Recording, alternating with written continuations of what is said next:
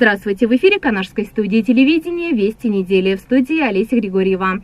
В Канаше уровень безработицы составляет 0,84%. В текущем году было проведено 26 рейдов по неформальной занятости. Наш корреспондент Марина Баринова побывала на очередной проверке. Уже ни для кого не секрет, что в наши дни взаимоотношения между работниками и работодателями очень часто строятся на устной договоренности, без заключения трудового договора. Хотя все знают, что это основной документ, который гарантирует социальное обеспечение и соблюдение пенсионных прав застрахованного лица. К сожалению, как и везде в нашем городе, есть работодатели, которые нарушают законодательство. Их выявлять помогают рейды рабочей группы, созданной при администрации района, по вопросам снижения неформальной занятости и легализации трудовых отношений. За весь период времени, за момент прохождения проверок, было 91 предприниматель приглашены на комиссию в связи с тем, что в момент проверки оказалось, что было нарушено трудовое законодательство. Это говорит о том, что предприниматели не заключают трудовые договора со своими сотрудниками, а в устной форме договариваются, впоследствии чего люди работают. И получается так, что данные сотрудники не защищены ни с какой стороны. Не получают отчисления в пенсионный фонд, ни социальные страховки, ни в здравоохранение. То бишь, скрывают заработную плату, не платят налоги. И так вот они и работают.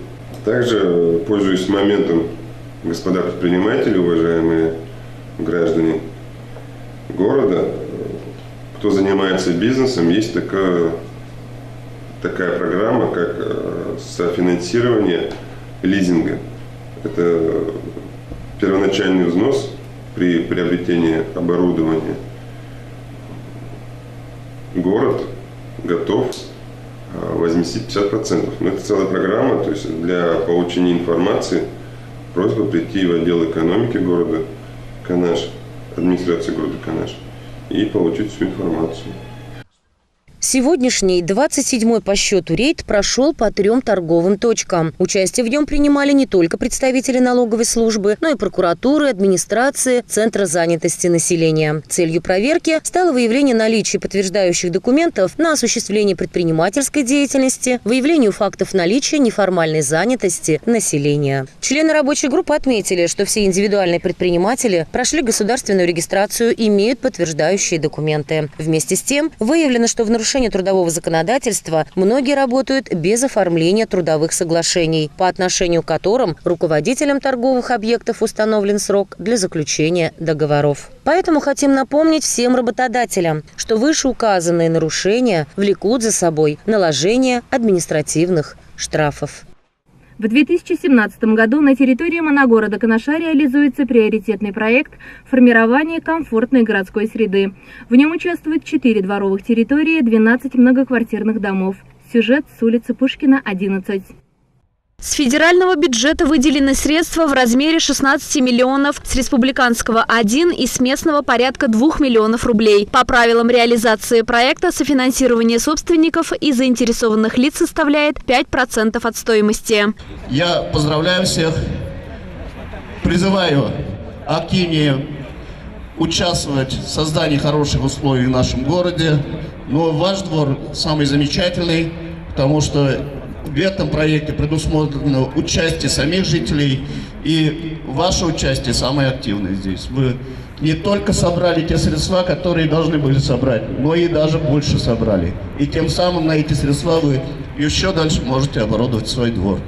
Стоимость ремонта дворовой территории дома номер 11 по улице Пушкина вышла 2 миллиона 588 тысяч рублей. Средства собственников 129 тысяч 445. Канашская студия телевидения также приняла участие в сборе денег на благоустройство своего двора. Поздравляю вас, как жителей, с тем, что вы в первый год реализации приоритетного проекта все-таки в этом проекте поучаствовали, получили вот такую замечательную дворовую территорию. Я надеюсь, что претензий по качеству, по видам работ, которые сделаны, у вас нет. Хотя вот со стороны нашей мы регулировали и приезжали, смотрели на эту дворовую территорию по крайней мере 3 раза. смотрели, как все виды работ проводятся. По качеству асфальтового покрытия у нас, в принципе, вопросов нет.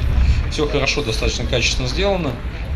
Надеюсь, что все ваши пожелания, которые вы высказывали при утверждении дизайн-проекта этого двора, были учтены. Если какие-то есть еще пожелания, какие-то виды работ нужно еще, на ваш взгляд, сделать, здесь, в принципе, мы не останавливаемся. Программа будет действовать еще 5 лет. Инициаторами строительства двора стали все жители, в частности, директор 8-й школы Борис Максимов и депутат городского собрания Алексей Шулаев. Первым человеком, который поддержал эту идею, был Максимов Борис Иванович. Когда мы провели собрание на здании типографии, люди послушали, подумали. Очень же часто так бывает, что все эти проекты, когда соглашаются, люди все-таки остаются пессимистические и разошлись по домам. Потом мы встретились с Борисом Ивановичем, поговорили. Я говорю: Борис Иванович, это реальный проект, реально его можно воплотить, и нам нужно его сделать. И с его подачей, насколько я понял, собрал еще жителей, пообщался. Нашлись люди-инициаторы, которые его поддержали, и этот проект состоялся. Жители благодарили всех и каждого за прекрасный двор. Здесь и баскетбольная, детская площадки, сушильная установка, парковка, удобство и комфорт созданы на высоком уровне. А также ведутся работы по ремонту дворов по улице Кооперативной, микрорайона Восточной, улице Железнодорожной и Дружбы. Олеся Григорьева, Павел Шевченко, Павел Павлов, Пушкина, 11. Всемирный день памяти жертв ДТП проводится в 3-е воскресенье ноября. В минувшие выходные неравнодушные жители вышли чтить память погибших и травмированных. Сюжет с центральной площади. Всемирный день жертв ДТП отмечается с 2005 года. Акция призывает вспомнить тех, кто уже не вернется домой, по чужой или своей вине навсегда остался инвалидом. Около 1 300 000 человек ежегодно умирают в результате дорожных происшествий. Обязательно эта тема должна у нас дальше развиваться, дальше обсуждаться, чтобы не останавливаться на тех успехах, которые у вас сегодня уже есть. За это вам отдельное огромное спасибо, и будем ждать вас в составе нашей постоянной комиссии. Дмитрий Геннадьевич говорил о представителях общественной организации, которая следит за дорожной обстановкой в нашем городе. У нас проходят совместные рейды с ГИБДД с городом, также с Канарским районом. Периодически у нас рейды проходят. Рейды такие, как нетрезвый водитель, пешеход, детское кресло. Мы стараемся сделать все, чтобы предотвратить, в общем, ДТП. Смертельные исходы, пьяных за рулем, и тому подобное. Сами как водитель, как себя ведете на дороге? Лично я, признаюсь честно, когда был помоложе, нарушал. На сегодняшний день, став повзрослее, конечно же, не нарушаем. Стараемся не нарушать, все мы не святые. Как пример, эвакуатор привез автомобиль. Водитель иномарки в нетрезвом состоянии врезался в фуру. Шансов выжить ни у водителя, ни у его пассажира не было. Происходит у нас рост дорожно-транспортных происшествий с участием пешеходов. В этом году произошло 20 дорожно-транспортных происшествий, связанных с наездом на пешеходов. Рост дорожно-транспортных происшествий также связан с участием нетрезвых водителей. С участием нетрезвых водителей погибло 2 человека. Вот данный пример – это транспортное средство. В июле месяце водитель в нетрезвом состоянии управлял и совершил столкновение с стоящим транспортным средством, и где погибло 2 человека. Пользуясь случаем, также хотелось обратиться ко всем жителям и близлежащих районов о соблюдении требований правил дорожного движения. Всегда помните, что вам необходимо соблюдать правила дорожного движения. Акция проходит совместно с отделением ГИБДД Канашского района. Всего на территории Канашского района зарегистрировано 46 дорожно-транспортных происшествий, в которых погибло 17 человек. И получили ранения различной степени тяжести 76 человек. Также 9 дорожно-транспортных происшествий это произошли нелепые по вине нетрезвых водителей, которые выехали на дорогу в нетрезвом состоянии и при этом унесли жизнь чужих людей. Ответственность за свою и чужую жизнь на дорогах несет каждый участник дорожного движения. Постараемся запомнить на всю оставшуюся жизнь, что каждый из нас ответственен за то, что происходит на дорогах. Поскольку каждый из нас становится участником дорожного движения ежедневно, будь это водитель или пешеход. Поэтому давайте запомним, что немного нужно для того, чтобы предотвратить дорожно-транспортные происшествия. Это всего-то надо соблюдать правила дорожного движения, уважать других участников движения, содержать свой автомобиль в технически исправном состоянии.